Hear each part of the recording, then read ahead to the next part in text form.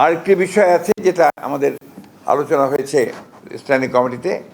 আপনারা আজকে দুপুরে যে একটা গুলির বিদ্ধ হয়েছেন হাদি সাহেব, না ইনসাফ পার্টির ওসমান হাদি সাহেব, ইনকিলাব পার্টি, দুঃখিত, ইনকিলাব পার্টি যে মঞ্চ, ইনকিলাব পার্টি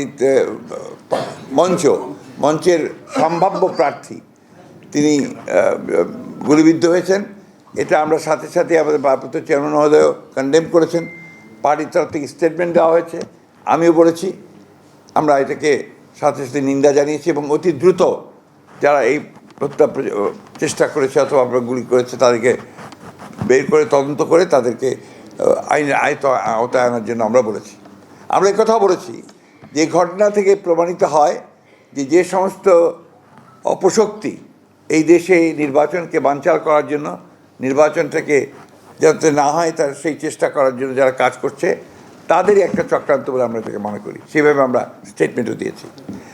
এবং সব আরও দুর্ভাগ্য যে এটা না বলে আমি পারছি না যে আমাদের সিনিয়র একজন স্ট্যান্ডিং কমিটির সদস্য মির্জা আব্বাস সাহেব, তিনি দীর্ঘকালের একজন আমাদের এই বিএনপির আমাদের নেতা, তিনি নেতার ওই আসনে তিনি একজন প্রার্থী আমাদের।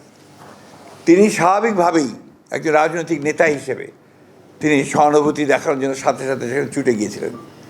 কিন্তু দুর্ভাগ্যক্রমে সেই দলের কিছু ব্যক্তি, কিছু সমর্থক, আরও কিছু আপনার চক্রান্তকারী তারা সেখানে সমবেত হয়ে উত্তেজনামূলক স্লোগান দেয় এবং এক পর্যায়ে তারা একটা মব সৃষ্টি করার চেষ্টা করে, যেটাকে আমরা তীব্র নিন্দা জানাচ্ছি এবং হুঁশিয়ার করে দিতে চাই আমরা সকল পক্ষকে।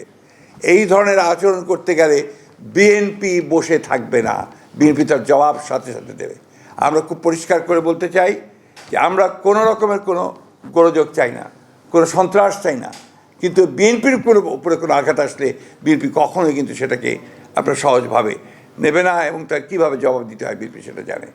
আমি তাই বলবো এই সমস্ত মব সৃষ্টি না করে, উত্তেজনা সৃষ্টি না করে, নির্বাচনের পরিবেশকে বিনষ্ট না করে সবাই যেন তাদের যেটাকে আমরা বলি যে ফিরে আসে, তাদের সম্বিত ফিরে আসে এবং নির্বাচনটা কীভাবে সুষ্ঠু হবে সেই কাজটা করার চেষ্টা করে।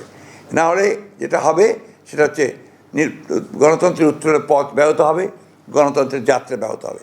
আমি ওই জন্য অনুরোধ করব সংসদের সকল মহলকে যে তারা যেন এই বিষয়টাকে অত্যন্ত গুরুত্ব দেয় এবং কোনোরকম উত্তেজনা সৃষ্টি না করে আপনার তারা কাজ করে।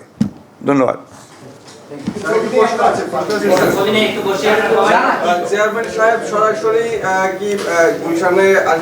এটা ভাই আমরা ডিটেলস পরে জানাবো, এখন তো আমরা ডিটেলস কিছু জানি।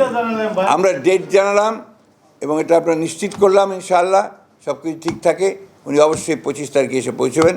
দিনটাও খুব ভালো, বড়দিনের ছুটি আছে, চমৎকার একটা দিন, ইনশাআল্লাহ সেদিন তিনি এসে পৌঁছবেন।